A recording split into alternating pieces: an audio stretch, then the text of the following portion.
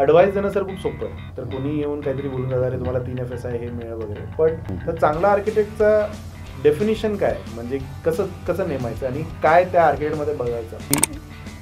60 to 65% of the overall real estate portfolio of पुणेमध्ये developer based जे practice करतात हे 60 to 65% येतो. म्हणजे what is the aspect that members should take care जेव्हा डिझाईन रिडेव्हलपमेंट करायचं असेल? आणि माझ्या मते ते सगळ्यात महत्त्वाचं इच्छा. त्यांनी सेंट्रल बिझनेस डिस्ट्रिक्ट केलं, डाऊनटाऊन केलं. त्या लोकांनी एक काम सगळ्यांनी मिळून काय केलं की फक्त डाऊनटाऊन आणि CBD एरियामध्येच हाय राईज त्यांनी केले. आपल्या इथे रस्त्याच्या बाजूला गाडी लावली आणि पटकन आतमध्ये गेलो आणि सिम कार्ड आणलं वगैरे असं होत नाही. जिथे अख्खी एक नदी तुमच्या शहराच्या मधनं जाती आहे आणि जे रेन वॉटर कलेक्ट करायची कॅपॅसिटी आहे त्याची, ते असताना देखील आपली ही कंडिशन आहे. तुम्ही मेकॅनिकल पार्किंग लोक वापरत नाही, लोक रस्त्यावर गाडी लावतात. अच्छा. सो पीपल टेंड टू कुठं जाऊन तिथे लावा, मला परत बाहेर जायचं अर्धा तासांनी म्हणून मी बाहेर रस्त्यावरच गाडी लावतो. पण रस्ता सगळे 6 मीटर आणि 9 मीटरचे रस्ते आहेत आणि ते लिमिट पण आपण कसं ओव्हरकम करू शकतो असं पण नाही. आता तुम्ही जर का मी म्हटलं इटलीला तुम्ही गेलात, तुम्ही फ्रान्समध्ये पॅरिसमध्ये गेलात किंवा तुम्ही रोममध्ये गेलात, तिथे पण लहानच रस्ते आहेत, पण तिकडे लोक ट्रॅफिकचे नियम पाळतात. क्लस्टर याच्याकडे आपण खूप जास्त लक्ष दिलेले गेले नाही. 5000 फुटाच्या खालच्या प्लॉट्सवाल्यांनी क्लस्टरमध्येच काम करायला पाहिजे. पार्किंग जो सध्यात महत्त्वाचा आणखीन जो मोस्ट इम्पॉर्टंट पॉईंट आहे, इमोशनल ट्रिगर पॉईंट आहे, भांडण्याचा पॉईंट आहे, हा तुम्ही चांगला अचीव करता. म्हणजे तर किती बिझनेस सेन्स करतो. म्हणजे जर का प्रभात रोडला तुम्हाला 3500 रुपये स्क्वेअर फुटाला खर्च करून जर तुम्हाला जास्त एरिया मिळतो.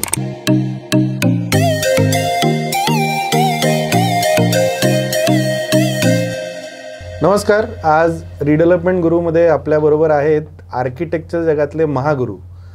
आमच्याबरोबर सुदैवाने आम्ही त्यांच्यावर काम करतो आणि आम्हाला भरपूर शिकायला मिळालं आहे.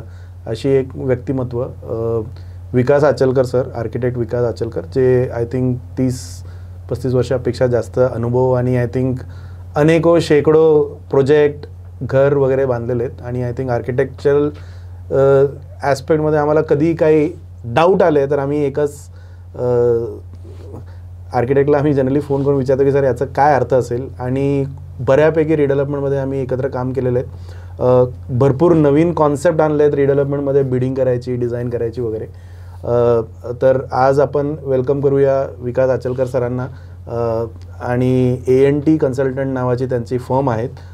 त्यांचे पार्टनर मनोज तातुस्कर सर हे पण एक महागुरू आहेत आर्किटेक्चर आणि लायझनिंग जगातले. तर वेलकम सर आणि थँक्यू आमच्या पॉडकास्टवर. तुम्ही पहिला आर्किटेक्ट आहात आमच्या पॉडकास्टमध्ये आणि आम्हाला खूप आनंद होतो. आणि सुहास सर, विकास सरांबरोबर आम्ही भरपूर शिकलो आहेत. सर, आम्हाला बाकी सगळ्यापेक्षा पहिले आम्हाला हे जायचं आहे की तुम्ही आर्किटेक्ट व्हायचं का ठरवलं, म्हणजे व्हॉट वॉज युअर पॅशन? नाही, खरं तर मग खूपच ते पोल उघडे पडेल, कारण का मला डॉक्टर व्हायचं होतं. अच्छा. आणि म्हणजे वे back in the 90s percentage war असायचं खूप. आणि तेव्हा फक्त गव्हर्नमेंट कॉलेजेस होते आणि प्रायव्हेट कॉलेजेसमध्ये तुम्हाला ॲडमिशन जर का घ्यायची असेल तर खूप डोनेशन आणखीन फीज द्यायला लागायचे. सगळे 5 वर्षाची फी एकत्र भरायला लागायचं आणि घरची परिस्थिती तशी फार चांगली नव्हती. त्यामुळे गव्हर्नमेंट कॉलेजमध्ये ॲडमिशन काही पॉईंट्सनी हुकलं, पण प्रायव्हेट कॉलेजेसमध्ये मिळाले. पण तेव्हा परिस्थिती नव्हती की एवढे सगळे पैसे एकत्र भरू शकू. मग दुसरी लाईन काय तर PCM पण ठेवलं होतं. अच्छा. थोडं ड्रॉइंग बरं होतं, त्यामुळे म्हटलं नवीन पेवाला होता आर्किटेक्ट बनायचा तेव्हा जस्ट. आणि माझा एक मित्राचा भाऊ होता आर्किटेक्ट, तर त्याचं कामकाज बघून मला असं वाटलं तर अट्रॅक्टेड मी की so we can do something creative. पण तेव्हाच्या काय sir, architect was individual practice हा खूप जास्त म्हणजे चर्चेत होता की डेव्हलपरकडे आर्किटेक्चर, कारण तुम्ही प्रॅक्टिस करताय आणि प्रॅक्टिसमध्ये गेटिंग क्लायंट्स आणि कन्सिस्टंट क्लायंट आणि नवीन क्लायंट वगैरे हा खूप एक टफ आहे. म्हणजे मी CA, तर मला माहिती आहे CAचं प्रॅक्टिस पण असंच चालतं. तर दॅट टाईम वॉज आर्किटेक्ट तेवढा मोठा म्हणजे असा एक व्यवसाय होता का की लोक बोलवतील की डेव्हलपरच्या अंडर काम करायचं हा जास्त सवय होतं? म्हणजे what was the trend that time? See, my family background was all my family, my uncles, my father, they were all in government service. Okay. So of course त्यांना सुद्धा वाटत होतं की मी सुद्धा इंजिनियर होऊन गव्हर्नमेंटमध्येच लागायला पाहिजे. माझे वडील MSCBत होते, तर त्यांना वाटत होतं मी पण इलेक्ट्रिकल इंजिनियर होऊन MSCBत करायला पाहिजे नोकरी. पण समहाव मी असं ठरवलं की मला नोकरी नाही करायची आहे म्हणून. आणि माझे सगळे मित्र जेव्हा मेडिकल लाईनला, मी ते डॉक्टर व्हायच्या मागे होतो, सगळे एंट्रन्स एक्झाम्स आणखीन हे सगळे करत. तर पण मला हे माझ्या मित्राच्या भावाचं ऑफिस बघितल्यानंतर मला ते अट्रॅक्ट झालं. The way he was discussing it with his clients. ते बंगले, तो बंगले म्हणजे नाशिकला आम्ही होतो त्यामुळे तो असे मॅक्सिमम बंगल्यांचे काम त्याच्याकडे होतं. तर ते एक मला असं वाटलं की सेल्फ एम्प्लॉयमेंटची चांगली अपॉर्च्युनिटी आहे आणि where you can show your talent आणि you are your own boss आणि तुमचा जो प्रोग्रेस आहे तो तुमच्या हातात आहे. म्हणजे you can press the button whether you want to grow, you can press the button whether you want to not grow, be there. त्यामुळे मला असं वाटलं की तो सगळा कंट्रोल आपल्या हातात राहील शेवटपर्यंत. त्यामुळे मला तो अट्रॅक्ट झाला मी त्याच्याकडे. आणि द मोमेंट आय थॉट की medicine is unreachable, then I thought this is a very good opportunity for me to shift to architecture. आणि सर मला नेहमी विचारत होतं A&T हा फॉर्मेशन आणि पार्टनरशिप कसं झालं आणि how did you and Manoj sir म्हणजे एकत्र आले, म्हणजे काय स्टोरी होता त्याच्यात? मनोज कॉलेजमध्ये माझा सिनियर आहे. अच्छा, मनोज सर सिनियर आहे. So when he was in 4th year I came in 1st year. Okay. आणि समहाव आधीपासूनच मला थोडंसं ओल्डर लोकांकडे माझं अट्रॅक्शन जास्त आहे. So all my friends are all they are seniors to me. तर आणि मनोज ऑल्सो इज खूप लांबनं माझा एक नातेवाईक आहे, म्हणजे एकदम लांबनं आहे, क्लोज नाही. तर आय न्यू हिम आणि त्याच्यामुळेच तो आर्किटेक्चरला होता. मग त्यांनी पण मला सांगितलं की हो चांगला कोर्स आहे, तू ये. आणि मग त्याचा जो हात पकडला तेव्हा आणि कॉलेजमध्ये मला असं वाटलं की आमचं जमेल. Once he passed out in 1991 we decided to start interiors. So that time I was in 3rd year when he passed out.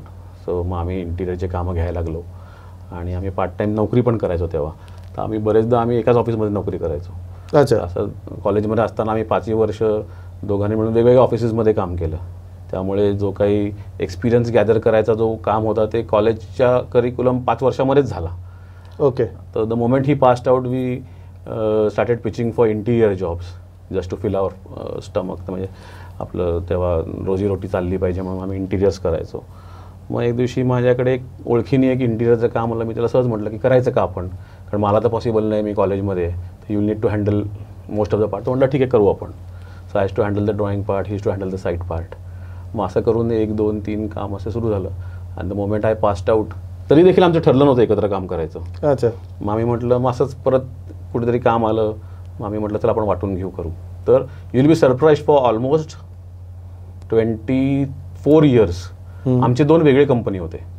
हो. So it was not partnership. So it was Vikas Achalkar associate and it was Manoj Tatuskar associate. So all checks we to take exactly 50-50. अच्छा. म्हणजे staff जरी वाढवायचं तरी आम्ही 2 staff घ्यायचो, एक त्याचा एक माझा. अच्छा. कॉम्प्युटर घ्यायचं तर आम्ही 2 कॉम्प्युटर घ्यायचो. असं म्हणजे एव्हरीथिंग वॉज इक्वली डिवायडेड एकदम परफेक्टली ऑफिसमध्ये. आता लेटली म्हणजे एक 8-9 वर्ष झाले असतील आम्ही A&T केलं. मग आम्ही म्हटलं तर एवढे वर्ष आपण काम करतोय तर बहुतेक आपलं जमेल. म्हणजे ते आम्ही अशा करता वेगवेगळं करायचो, कारण का मग ते जर एखाद्याला जर वेगळं करायचं असेल तर त्याच्यामध्ये कोणाचं हे नाही राहिलं पाहिजे म्हणून आम्ही ते वेगळं नावाने. So what happened was that आम्ही काम करायचं ठरवलं तेव्हा असं ठरवलं की मी लायझनिंग करणार आणि तो डिझायनिंग करणार. मला हे उलट का वाटतं? असं ठरलं होतं आमचं. म्हणून all plans for 25 years was sanctioning in my name. म्हणजे सगळे प्लॅन तुम्ही बघाल तर विकास अचलकर असोसिएट्स ह्या नावाने सँक्शन्ड आहेत. ओके. आणि design was done by Manoj. असं ठरलं होतं. पण इव्हेंच्युअली काम करता करता असं झालं की मी डिझायनिंग केलं आणि लायझनिंग तो करायला लागला. हां. But still the name Vikas Achalkar associate was on the plans. So liaisoning was done by Manoj and office administration and all designing was done by me. असं ते घडलं. म्हणजे वी डिडंट डिसाइड इट. म्हणजे हे ऐकून मलाच पटत नाही की तुम्ही लायझनिंग आणि सर डिझाईन करताय. नाही, मनोजचं कसं आहे की ही is a very good master in all the town planning rules. त्याचे रूल्सचं जे काही आकलन, त्याचा आवाका आहे आणि त्याचं इंटरप्रिटेशन आहे तो खूप चांगलं करतो. आणि he is a cool headed guy. आणि लायझनिंगला you need somebody who is cold and who is very patient and who will get things done patiently. माझं थोडंसं ॲग्रेसिव्ह नेचर आहे. तर I was handling PCMC that time. Okay. Initial division was that he was handling PMC liaisoning, I was handling PCMC liaisoning. Okay. But over the period माझ्या aggressive नेचरमुळे ते liaisoning started becoming difficult.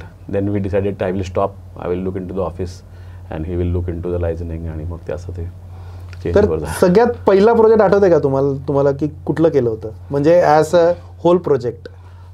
सगळ्यात पहिलं project आमचे 2 project होते. आम्ही भुसारी कॉलनीमध्ये कलापी construction म्हणजे कांतीभाई पटेल यांचं पहिलं प्रोजेक्ट आम्ही डेव्हलपरचं म्हणून तो पहिला प्रोजेक्ट केला. अच्छा. तर तो भुसारीमध्ये माझ्या अंदाजाने तेव्हा तो एक 6-7 हजार स्क्वेअर फुटाचा प्लॉट होता. Okay. And so that was our first developer based project. अँड आमचं पहिलं आर्किटेक्चरल प्रोजेक्ट म्हणायचं तर अभिनव कला महाविद्यालय समोर जे शिलाईचं जे शोरूम आहे तर ते पहिलं शोरूम मी केलं. आत्ता जे दिसतंय ते नाही, ह्याच्या आधी होतं. म्हणजे पहिल्यांदा आम्ही ACP वापरलं पुण्यामध्ये. ओके. पहिल्यांदा ग्लेझिंग वापरलं तेव्हा जस्ट अविनाश भोसले सरांचं भांडारकर रोडला ऑफिस चाललं होतं, त्याला त्यांनी ACP वापरलं होतं आणि आम्ही वापरलं होतं. त्यामुळे तो मटेरियल जो दुबईवरनं आला होता तेव्हा त्याचं फर्स्ट यूज आम्ही सिलाईमध्ये केलं होतं. तेव्हा सिलाई was our last interior project but first architectural project. Okay. तर म्हणजे आम्हाला आमच्या डोक्यात क्लॅरिटी होती की आर्किटेक्चरल जॉब मिळेपर्यंतच इंटिरियर करायचं. ओके. आणि पहिला मोठा प्रोजेक्ट कुठला होता जिकडे म्हणजे असं नाव झालं की अरे हां विकास आणि मनोज एकत्र काम केले आणि विच म्हणजे एक असं ना एक पडाव असतं जिकडनं ना एक रेकग्निशन यायला सुरुवात होते. माणसांना त्याच्या अगोदरचं मेहनत कोणाला तसं दिसत नाही. ते बोललं अरे ओव्हरनाईट ते हे झाले. तर ती कुठली प्रोजेक्ट होती जे तुम्हाला असं आठवते की इकडे नाव झालं आपलं? तर Rakshaknagar phase 1, phase 2, phase 3, Rakshaknagar gold असे आम्ही 4-5 मोठे प्रोजेक्ट्स रविराज ग्रुपचे आम्ही खराडीमध्ये केले. Okay. So that this was way back in 2000. अच्छा. 2000. आणि ते किती मोठा प्रोजेक्ट होता? तो माझ्यामध्ये 2.5-3 लाख फुटाचा प्रोजेक्ट होता. पहिला जो होता Rakshaknagar phase 1 was something around 1.5-2 lakh square feet. मग ते आणि तेव्हा रवी सरांनी पण त्यांचं पण नवीन काम चालू केलं होतं. म्हणजे we gelled together and we grew together. तर आणि मी नंतर 25 प्रोजेक्ट त्यांचे केले. ओके. तर आणि त्याची पण एक छान स्टोरी आहे की त्यांनी मला बोलवलं, काम दिलं, पण काही कारणाने ते काम पुढे जात नव्हतं. म्हणून त्यांनी दुसरं काम दिलं की ठीक आहे ते बाजूला ठेवू आपण, काही थोडेसे डॉक्युमेंटेशनमध्ये गडबड होती म्हणून दुसरं काम दिलं. तर ते पण अडकलं. मग तिसरं काम दिलं ते पण अडकलं. मग चौथं काम दिलं ते पण अडकलं. मग 5वं काम दिलं ते पण अडकलं. मग शेवटी एक दिवस त्यांनी मला बोलवलं. त्यामुळे अरे काहीतरी गडबड होतीये, एक काम कर तू कात्रजला आमच्या सच्चिद आहे त्यांचं देवीचं एक मंदिर आहे फॅमिलीचं, त्यामुळे तिकडे जाऊन तू नारळ फोड आणि देवीकडे प्रार्थना कर की तुझं प्रोजेक्ट चालू होतील. आय एम शुअर ते चालू होतील म्हणून. तर मी म्हटलं माझ्या काय एवढं म्हणजे मी एवढं विश्वास माझा नव्हता, पण म्हटलं ठीक आहे आता कोणतरी म्हणतं तर आपण कशाला नाही म्हणायचं. म्हणून आम्ही दोघंही गेलो तिकडे. आम्ही मंदिरात गेलो, देवीपुढे नमस्कार केला, म्हटलं चालू करून दे बाई, सगळं खूप अडकलेलं आहे, अख्खं फ्युचर त्याच्यावरती लटकलेलं आहे. तर आणि दुसऱ्या दिवशी विल बी सरप्राईज 5ही प्रोजेक्ट एका दिवशी चालू झाले. ओके. आणि from there we didn't look back. So we did the first ATIB project in Pune, Planet Millennium for Raviraj only. Acha, हाँ. Planet Millennium. So it was, I think, 40 row house and some 800 flats that time. So it was the first ATIB sanctioned scheme, ATIB completion scheme in 3 years. Acha. हाँ. 3 years is very. Absolutely. Ravi sir म्हणजे थोडक्यात मी या लाईनमध्ये आम्हाला जे काही शिकवलं ते रवी सरांनी शिकवलं. आमचे गुरु आहेत ते. आणि ही thought us business in architecture. O nice. आणि आता सर एवढं काम केल्यानंतर I mean if I ask you की एक प्रोजेक्ट जे तुम्ही सांगा की म्हणजे मला आवडेल की हा प्रोजेक्ट रिक्रिएट करू शकतो मी, असं कुठलं प्रोजेक्ट असेल?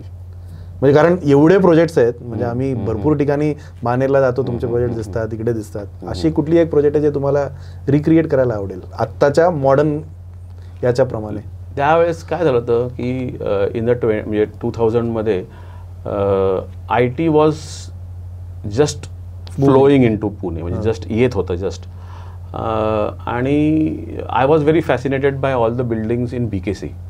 तेव्हा ते ICICIची बिल्डिंग झाली होती BKCला, 2-4च बिल्डिंग झाले होते तेव्हा. वोकार्डचं हां, होतं. तर ते दोज बिल्डिंग्स वर व्हेरी, म्हणजे मला असं खूप अट्रॅक्शन त्या डिझाईन एलिमेंटवरती, म्हणजे युरोपियन डिझाईन किंवा अमेरिकन डिझाईन, असं मला त्याच्यावरती खूप I was attracted towards it. तर एक 2-3 आम्ही स्कीम केले. एक लुल्लानगरला मी एक कमर्शियल बिल्डिंग केली, मेन लुल्लानगरला, रविराजचीच आहे. तर झहीर खानचं ZKचं रेस्टॉरंट ज्या बिल्डिंगमध्ये होतं. अच्छा. हां हां हां. तर that building was ahead of its time. तर if you see the elements in that building, you will find lot of elements which were taken from BKC, that modern buildings or contemporary buildings or Europeanized buildings. So that building was fantastic. आणि रवी सरांनी पण त्याच्यात खूप पैसे टाकून मन लावून ती बिल्डिंग केली. म्हणून झहीर खाननी पण तिकडे रेस्टॉरंट घेतला ते बिल्डिंगचं डिझाईन बघून. त्यांनी त्याचं ते तो इन्क्लाइंड त्याचा तो अख्खा तो राऊंड, आता त्याने ते बदललं सगळं, आणखीन ते वाट लावून टाकली सगळं. पण that time the building was very attractive and commercial was not, selling commercial was not really, the sale was not very good in Pune. But because of the design, the sale happened very fast, the building चा. आणि that building became very popular तेव्हा. तर मला जर परत recreate करायची झालं तर मी ती बिल्डिंग परत डिझाईन मला करायला आवडेल, कारण तो स्पॉट एकदम प्रॉमिनंट आहे. आणि तो असा मी तो कर्वेचर बिल्डिंग केली होती. मला अजूनही त्याचं एलिव्हेशन डोळ्यासमोर आहे. आणि त्याचे एक एक एलिमेंट मी हाताने असा विचार करून टाकले होते. आणि फर्ग्युसन रोडवरती लँड स्क्वेअर प्लाझा, म्हणजे आज केसरीचं जे ऑफिस आहे, तर तो जो प्लॉट होता, तो प्लॉट कुठला पण डेव्हलपर घेत नव्हता, कारण तो प्लॉटचा शेप ऑड होता. त्यामुळे तिथे काही बसेल असं कोणाला वाटलंच नाही. पण जेव्हा आम्ही लँड स्क्वेअर प्लाझा केलं, तर that building is also head of time. म्हणजे तुम्ही जाऊन, खरं तर त्या झाडांमुळे ती बिल्डिंग लपली जाते, पण तुम्ही जर जाऊन ती बिल्डिंग बघितली ना, तर यू विल स्टील रिअलाइज की even after 20 years that building is steel, that design is steel in place. म्हणजे मॉडर्न डिझाईन आहे, कंटेम्पररी आहे, आणि असे एलिमेंट्स सहसा कोणी करत नाहीत. म्हणजे त्याच्यामध्ये एस्थेटिकल एलिमेंट आहेत त्या बिल्डिंगमध्ये, आणि ACP वापरलेला आहे तेव्हा. म्हणजे दिस वॉज अहेड ऑफ टाईम. म्हणजे ती बिल्डिंगसुद्धा अहेड ऑफ टाईम आहे. म्हणजे ती बिल्डिंग डिझाईन केल्यानंतर बरेच डेव्हलपर माझ्याकडे आले आणि मला म्हणाले की अरे, इथे असं प्लॅन बसू शकतं, आणखीन ते चांगलं विकू शकतं, हे आम्हाला कळलंच नाही. तुम्ही एवढं सुंदर बिल्डिंग केली. म्हणजे त्या नॉन डिझायनेबल प्लॉटचा आम्ही तिकडे प्रॉफिटेबल व्हेंचर, तो महेश भागवत म्हणून आमचे मित्र आहेत, त्यांनी ती बिल्डिंग केली. त्यांनी पण टेस्टफुली ती बिल्डिंग केली त्यावेळेस. म्हणजे जेव्हा कन्स्ट्रक्शन कॉस्ट खूपच मिगर होतं पुण्यामध्ये, आणि सेल कॉस्ट, म्हणजे मला आज दुःख होतं आहे की तो मला तिथे शोरूम किंवा दुकान ऑफर करत होता आणि ती मी घेतली नाही. अच्छा. म्हणजे तेव्हा तो म्हणाला फी घ्यायच्याऐवजी तू एक दुकान घे. तर तेव्हा मी ते दुकान घेतलं असतं तर आज त्या तिकडे 400-500 रुपये स्क्वेअर फूट लीज आहे. हां, नक्की. तर ते म्हणतात ना की डिझायनरला बिझनेस कळत नाही. त्याच्यातला प्रकार प्रत्येकाला त्याचं चॅलेंज आवडतं. सर, आपण रिडेव्हलपमेंटकडे येण्याच्या अगोदर अजून एक, म्हणजे कारण मला तुमच्याबद्दल जाणून घेण्याचा मला खूप म्हणजे उत्सुकता होती. विकास सर जेव्हा डिझायनिंग आणि आर्किटेक्ट किंवा हे करत नसतात तेव्हा काय करतात? म्हणजे personally what do you like? Personally मला ट्रॅव्हल खूप आवडतं. Okay. So I have travelled to almost 83 countries. 83? हां, almost all countries more than 5-10 times. अच्छा. सो भयंकर आवडतं मला ट्रॅव्हल. मी दर 3-4 महिन्यांनी, कोविडचा पिरियड सोडला त्याच्या आधी मला वेळ मिळाला, 7-8 दिवस जरी मिळालं तरी मी आणि मनोज, आम्हाला दोघांनी ट्रॅव्हल खूप आवडतं. आम्ही अख्खं युरोपचं बाय रोड आम्ही सेल्फ ड्राईव्ह, त्यावेळेस म्हणजे 15 वर्षापूर्वीपासून आम्ही ऑलमोस्ट 60,000 किलोमीटर सेल्फ ड्राईव्ह केलं आहे. So the idea is not to visit any urban cities. So only go to quaint small villages, not more than 10 to 15 houses. असं शोधायचं आणि जायचं आणि राहायचं, आणि अशी ती ट्रिप करायची, आणि no plan. So your only in and out is ticket is done. Rest you don't know where you are going. So I don't know where I am tomorrow. अच्छा. हां, तर असं आम्ही ट्रॅव्हल खूप केलंय. पण तिकडे काय फॅसिनेट करतं तुम्हाला? तिकडची लोक, कल्चर, फूड, काय सगळं? म्हणजे एकतर त्यांचं आर्किटेक्चरल स्टाईल्स, कारण you stay at homestays. Yes. Then local food, आणि बेसिकली तो छोटा टाऊन जसा डिझाईन केलेला असतो. आपल्या इथे विलेज म्हटलं की त्याचं एक वेगळं डिझाईन असतं. आपल्याकडे त्याला आपण गावठाण म्हणतो. त्यांच्याकडे एक विलेज जो असतो ना, तो विचारपूर्वक डिझाईन केलेला असतो. म्हणजे घर, तुमची शेती मागे, म्हणजे नॉर्मली आपल्याकडे पुढे शेती असते आणि घर मागं असतं आपल्या इकडे. ह्यांच्याकडे कसं असतं की पुढे घर असतं, बॅकयार्डमध्ये शेती असते अख्खी. मग ते 50-60 एकर जरी असेल तरी ती शेती तुम्हाला बाहेरनं दिसत नाही. So the farm house is in the front. So असं तो एक कल्टिसॅक असतो आणि 7-8 घरं तुम्हाला दिसतात फक्त. मग एक चॅपल असतं, एक रेस्टॉरंट असतं, एक पब असतं, असं असतं. आणि त्या घराच्या मागे त्याची शेती असते असं. तर ते वेगवेगळं असं वेगवेगळ्या जागेचे एक वेगवेगळे वैशिष्ट्य असतात. आणि तुम्ही आत्तापर्यंत जिकडे गेले आहेत अशी कुठली एक विलेज आहे जिकडे तुम्ही निवांत जाऊन रिटायर होऊ शकतात, असं एक सिटी म्हणजे जनरली आवडतं नाही का एक विलेज की मी इकडे गेलो, अरे इकडे ना रिटायर होऊ शकतो, तर असं कुठलं असेल, कुठलं कंट्री? मला इटली खूप आवडतं. इटली मी म्हणजे खूप वेळा, सगळ्यात जास्त वेळा मी इटलीला गेलो आहे. तर मला पोर्टोफिनोच्या जवळ एक सँटा मार्गरेटा लिंग्युअर म्हणून एक गाव आहे. Oh, so it's a very famous village which is American generally खूप येतात तिकडे, त्यांना आवडतं ती जागा. It's a small quaint sea side town. तर मला जर का उद्या रिटायर व्हायचं तर मी आयदर पोर्टोफिनो किंवा इकडे या 2 ठिकाणी कुठेतरी जाऊन राहायचे. एक आहे जाय ट्रॅव्हल, अजून काय म्हणजे what does Vikas sir like doing other than that? I think you play golf, right? Golf खेळतो मी. मला क्रिकेट खूप आवडायचं. अच्छा. मग ॲक्सिडेंट झाल्यामुळे मी ते बंद केलं.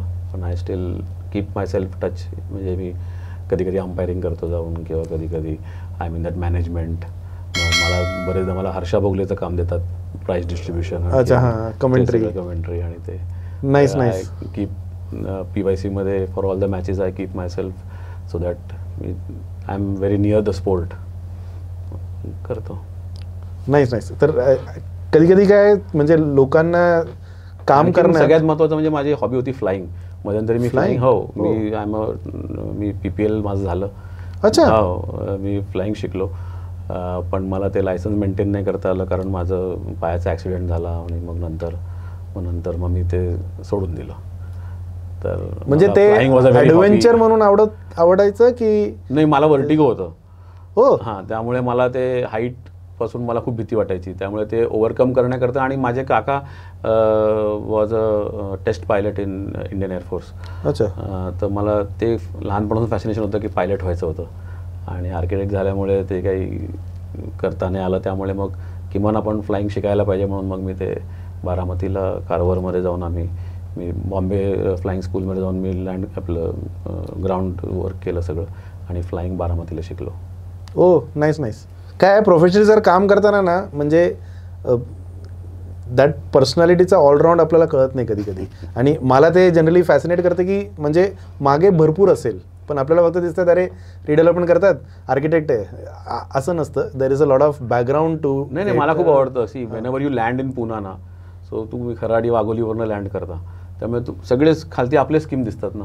हां, ते खालती ते बेलवलकरांची आमची मोठी स्कीम दिसते वरनं. राईट. तर ते मला म्हणजे आपली स्कीम्स वरनं कशी दिसते हे मला खूप आज पण, म्हणजे इव्हन आफ्टर 34 इयर्सनं मला खूप उत्साह येतो. म्हणजे मी खिडकीच्या बाहेर अगदी लहान मुलासारखं बघत असतो की आपली बिल्डिंग दिसते का, कशी दिसते, वरनं कशी दिसते काय. म्हणजे आपल्यालाच आपल्या लॅक्युना कळतात की आपण काय डिझाईन विचार केलं होतं, काय नाही केलं, किंवा काय केलं एक्स्ट्रा की जे चांगलं दिसतंय. तर तो लँडिंग आणि take off is a very good thing for me. I can see my projects all over Pune. Nice. Sir, डिझाईनकडे आता येऊया, आणि खास करून रिडेव्हलपमेंटकडे. आता एक जे हवा चालली आहे रिडेव्हलपमेंटची पुण्यात, आणि त्याच्यामध्ये कमर्शियल आणि पर्सेंटेज आणि हे याच्यामध्ये म्हणजे डिझाईन माझ्या मते हा खूप मोठा रोल प्ले करतो. पण ते आता कमी होत चाललंय का, की what is the aspect that members should take care जेव्हा डिझाईन रिडेव्हलपमेंट करायचं असेल? आणि माझ्या मते ते सगळ्यात महत्त्वाचा हिस्सा आहे, डिझाईन, विंड, सन, नंतर पार्किंग कसं बसवायचं. तर हा डिझाईनच्या फिलॉसॉफीबद्दल तुम्ही काय सांगू इच्छिता की रिडेव्हलपमेंटमध्ये डिझाईनचा किती मोठा रोल आहे? सी, मला असं वाटतं की जो काही FSI आता सरकारने वाढवलेला आहे तो खरं तर एक I think government of Maharashtra has done a very good job in telling you that we are offering you something for the common people, तुमच्या ॲडव्हान्टेज करता. म्हणजे I don't think there cannot be anything better than दिस.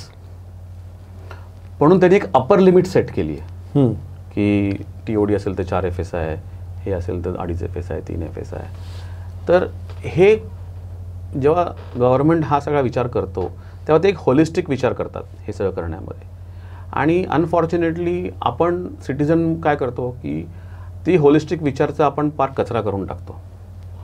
आणि तो कचरा आपण अशा करता करतो. म्हणजे तुम्ही जर का अर्बनाइज चांगले अर्बन सिटीजमध्ये जर गेला, जर तुम्ही उद्या सिंगापूरला गेला, तुम्ही कोलालंपूरला गेला, तर त्यांनी ते शहर आहेत ना, त्यांची परिस्थिती आपल्यापेक्षा बेकार होती काहीच वर्षापूर्वी. म्हणजे एक 30-40 वर्षापूर्वीच आपल्यापेक्षा बेकार होती. पण त्या लोकांनी इन्फ्रास्ट्रक्चर आणखीन डिझाईन हे ज्या ॲटिट्यूडनी घेतलं आणि त्यांचं इन्फ्रास्ट्रक्चर त्यांनी इन प्लेस जे आणलं, मग त्यांनी पण FSI वाढवले CBDमध्ये, मग त्यांनी सेंट्रल बिझनेस डिस्ट्रिक्ट केलं, डाऊनटाऊन केलं. त्या लोकांनी एक काम सगळ्यांनी मिळून काय केलं की फक्त डाऊनटाऊन आणि CBD एरियामध्येच हाय राईज त्यांनी केले आणि all residential areas are low rise. So low rise are affordable housing आणि ॲव्हरेज आणि high end areas are bungalows and town houses, gated community. तर आपल्याकडे काय झाली, आपल्याकडे अधोगती झाली. आपण गेटेड कम्युनिटीमधनं हाय राईजमध्ये शिफ्ट झालो. म्हणजे चांगल्या प्लॅनिंगमधनं आपण सो कॉल्ड चांगलं नाही पण चांगलं म्हणू अशा प्लॅनिंगमध्ये आलो. CBD तयार नाही केले, कमर्शियल एरियाज तयार नाही केलं. So world wide if you go, you will not see shops बिल्डिंगच्या खाली. You will only have, suppose if you go to Singapore, so you'll have only Orchard Streetला तुम्हाला शॉप्स दिसतील. or those are also now converting into malls now. so anything, even if you buy a SIM card, तुम्हाला मॉलमध्येच जायचं आहे खाली park करून. आपल्या इथे रस्त्याच्या बाजूला गाडी लावली आणि पटकन आतमध्ये गेलो आणि SIM कार्ड आणलं वगैरे असं होत नाही. And if you see the development of Singapore, त्यांनी जे सस्टेनेबल किंवा जे ग्रीन कॉरिडोर्स केलेत, म्हणजे इव्हन इंटरनल रोडवरती दोन्ही साईडला असे तुम्हाला ग्रीन वॉल दिसतात. So if at a glance तुम्ही सिंगापूरला गेला की तुम्हाला ग्रीनरीच दिसते. आणि अर्बनायझेशन तर खूप आहे, रोड विड्थ्स आहेत, रोडमध्ये तुम्ही इंटरनली सिटीच्या मध्ये तुम्ही 100च्या स्पीडनी गाडी चालवू शकता. तर हे जे काय त्या लोकांनी अचीव्ह केलं आहे ना, हे इथेसुद्धा डुएबल आणि अचिवेबलच होतं. पण काय झालं, आपलं ग्रीड आणि ज्या सरकारने आपल्याला एक होलिस्टिक विचार करून सिटी रिडेव्हलप करायची चान्स जो दिला होता, तो we are losing it again, we are losing that game again. So परत 100 वर्ष लागतील अजूनही आपल्याला इन्फ्रास्ट्रक्चर त्यांना मॅच करण्याकरता. आणि डिझाईन म्हणजे तुम्ही फुटपाथ्स म्हणा, रस्त्याची क्वालिटी म्हणा, ड्रेनेज म्हणा. तुम्ही आत्ताच बघा, बडं पाऊस पडल्यानंतर एवढे ते, म्हणजे आपण स्मार्ट सिटी म्हणतो आणि इकडे पूल पाणी तुंबलेलं आहे सगळं. आणि वेरॅज पुण्यासारख्या ठिकाणी जिथे अख्खी एक नदी तुमच्या शहराच्या मधनं जाती आहे आणि जे रेन वॉटर कलेक्ट करायची कॅपॅसिटी आहे त्याची, ते असताना देखील आपली ही कंडिशन आहे. त्यामुळे काय आहे की हा जो अप्रोच आहे सिटी रिडेव्हलप करायचा, हा सगळ्यांचा आहे, ना की डेव्हलपरचाच फक्त आहे किंवा ना की कॉर्पोरेशनचा आहे की ना की आर्किटेक्टचा आहे. तो it is a participation for everybody. So 5 FSI और 4 FSI doesn't mean that you have to achieve it. तुम्ही ते करताना त्याचे तुमचे डिझाईन एलिमेंट्स तुम्ही बघा, तुम्ही सस्टेनेबल किती करता, तुम्ही बायोफिलिक डिझाईन किती करता, तुम्ही ग्रीन स्पेसेस किती करता, तुम्ही पार्किंग कन्व्हिनियंट किती करता. आज तुम्ही बघता प्रभात रोडला किंवा कोथरूडमध्ये जिथे जिथे मेकॅनिकल पार्किंग आहेत, आज मेकॅनिकल पार्किंगशिवाय तुम्ही बिल्डिंग डिझाईनच करू शकत नाही. तुम्ही मेकॅनिकल पार्किंग लोक वापरत नाहीत, लोक रस्त्यावर गाडी लावतात. अच्छा. सो पीपल टेंड टू कुठे जाऊन तिथे लावा, मला परत बाहेर जायचं अर्धा तासांनी म्हणून मी बाहेर रस्त्यावरच गाडी लावतो. पण रस्ता सगळे 6 मीटर आणि 9 मीटरचे रस्ते आहेत. अगोदरच एक गाडी थांबली तर तिकडून 2 गाडी जाऊ शकत नाही. त्यामुळे I think we are in a sad state आणि we should have holistically looked at this advantage which the government of Maharashtra has given us and we should have use this to plan our society, our area and our city in a much more better manner. Sir याच्याकडनं sir आपण जे आपण एकत्र करतोय तर याच्याकडे येऊया की यामुळे जर आपण डिझाईन करून बीड काढलं एका रिडेव्हलपमेंटसाठी तर त्याचा आय थिंक भरपूर ॲडव्हान्टेज मिळेल. म्हणजे जे तुम्ही फॅक्टर सांगतायत की ग्रीन करा किंवा कॉरिडोर क्रिएट करा किंवा हे, तर हा करू शकतो. हा कॉन्सेप्ट सर एकदा तुम्ही समजवा. म्हणजे तुमच्या आय थिंक तुम्ही सांगितलं ना तर लोकांना जास्त पटेल की रिडेव्हलपमेंट करताना मी बीड करतो, कमर्शियल मागून घेतो, पर्सेंटेज किती, रेंट किती, कॉर्पस किती, त्याच्यापेक्षा जर त्या सोसायटी मेंबर्सकडनं आपण समजून त्यांचं डिझाईन केलं आणि त्याच्यानंतर बीड काढलं तर आय थिंक हा प्रॉब्लेम थोडंफार सॉल्व्ह होईल. आय डोंट थिंक की बऱ्यापैकी पूर्ण सॉल्व्ह होईल, पण हा बहुतेक इट्स अन ॲडव्हान्टेज. तर त्याच्याबद्दल थोडंसं तुम्ही माहिती दिलं तर बरं पडेल. अर्बनायझेशन हे होणारच आहे, म्हणजे अटल आहे ते काय तुम्ही ते स्टॉप नाही करू शकत. पण मग अर्बनायझेशन पण हे होलिस्टिकच आहे. म्हणजे तुमचे पॉप्युलेशन वाढले, तुमचे बिल्डिंगचे हाईट वाढले, तुमचे टेनामेंट वाढले, तर रोड कॅरिंग कॅपॅसिटी पण वाढले पाहिजे. आपली रोड कॅरिंग कॅपॅसिटी तीच आहे जी 40 वर्षापूर्वी होती. 40 वर्षापूर्वी जे पुण्यातले रोड्स होते तेच रोड्स आहेत आता, ते वाढलेच नाही कधी. त्यामुळे त्यांची कॅरिंग कॅपॅसिटीला लिमिट आहे. आणि ते लिमिट पण आपण कसं ओव्हरकम करू शकतो असं पण नाही. आता तुम्ही जर का मी म्हटलं इटलीला तुम्ही गेलात, तुम्ही फ्रान्समध्ये पॅरिसमध्ये गेलात किंवा तुम्ही रोममध्ये गेलात, तर तिथे पण लहानच रस्ते आहेत, पण तिकडे लोक ट्रॅफिकचे नियम पाळतात, ऑफ रोड पार्किंग करत नाही, किंवा पार्किंग जरी केलं तरी ते वनवेज आहेत सगळे, ते नीट पार्क करतात. आणि ते एक ओव्हरऑल काहीतरी त्यांना एक शिस्त आहे आणि ते शिस्तबद्ध पद्धतीने वागतात म्हणून देखील त्यांना कमी त्रास आहे. म्हणजे आपल्याला तिथे गेले की असं वाटतं की अरे पुण्यातले पण रस्ते एवढेच आहेत. किंवा तुम्ही हाँगकाँगला गेलात तर फ्रंट मार्जिनच नाही आहेत बरेचशा बिल्डिंगला, डायरेक्ट बिल्डिंग ती 100 मजल्याची वगैरे असते. पण पार्किंग किंवा पब्लिक ट्रान्सपोर्ट हे सगळं एवढं स्पिक अँड स्पॅन आहे. तर ह्या सगळ्या urbanisation is a holistic thing. म्हणजे हे सगळं मिळून अर्बनायझेशन आहे. नुसतं बिल्डिंग बांधले आणि टेनामेंट वाढवलं हे अर्बनायझेशन नाही आहे. म्हणजे थोडक्यात मी जेव्हा सांगतो की सोसायटी रिडेव्हलपमेंटला येते तेव्हा सोसायटी मेंबर्सनी नुसतं ग्रीड आणि मला किती जास्तीत जास्त मिळणार आहे ऑफकोर्स ते बघायलाच पाहिजे ते, पण नुसतं तो अप्रोच नाही ठेवायला पाहिजे. आपण आपली सोसायटी पुढच्या परत 30, 40, 50 वर्षाकरता बांधतोय आणि ते जे स्ट्रक्चर आहे, ते जे बिल्डिंग आहे, ते आपल्या सिटीचा एक पार्ट होणार आहे, नवीन सिटीचा. तर तो कसा असायला पाहिजे? तो छान दिसायला पाहिजे का? तो ग्रीन पाहिजे का? मग त्याच्यामध्ये मला पार्किंगचं कन्व्हिनियन्स पाहिजे का? मला सिक्युरिटी पाहिजे का? मला ॲमेनिटीज पाहिजे का? मग ते वेल डिझाईन केलं आहे का? थोडक्यात काय आहे की डिझाईनवरती जास्तीत जास्त वेळ घालवला पाहिजे, ना की मला किती पर्सेंटेज मिळणार आहे, मला काय काय ॲमेनिटीज मिळणार आहे, मला किती कॉर्पस मिळणार आहे, मला किती पैसे मिळणार आहे. हे आलंच आहे, पण ह्याच्याबरोबर काहीतरी आपली एक सामाजिक बांधिलकी पण आहे. ते विचार करून जर एखाद्या सोसायटीनी जर विचार केला आणि आपण आता जो नवीन जी स्टाईलमध्ये आम्ही सांगतो की रिडेव्हलपमेंटला तुम्ही आम्हाला प्रिन्सिपल आर्किटेक्ट म्हणून अपॉइंट करा, की so design is what the society will decide and design will be a part of your tender and the developer will quote based on the design, so he will only do a financial bid. तर हा खूप महत्त्वाचा part आहे ह्या विचारांमध्ये. म्हणजे हे विचार आणि हे विचार त्या ओनरचा म्हणजे त्या सोसायटीचा, जे लोक तिथे राहणार आहे ह्यांचा पाहिजे कल. म्हणजे आपण आज बघतो, खरं तर कॉन्ट्रोवर्शियल आहे, मी बोलायला नाही पाहिजे, पण तरीसुद्धा आपण म्हणूया की आज आपण तो बालभारतीचा रस्ता किती वर्ष पेंडिंग आहे. आता तुम्ही जर का जे लोक तिकडे त्या रस्त्याला अडवतात जाऊन तिकडे करतात ना, ते जेव्हा रिडेव्हलपमेंट स्वतःची सोसायटी करतात ना, तेव्हा त्यांना 100% हवं असतं. म्हणजे इथे त्यांना अर्बनायझेशन पाहिजे, पण त्यांना रोड बनवताना अर्बनायझेशन नको आहे त्यांना.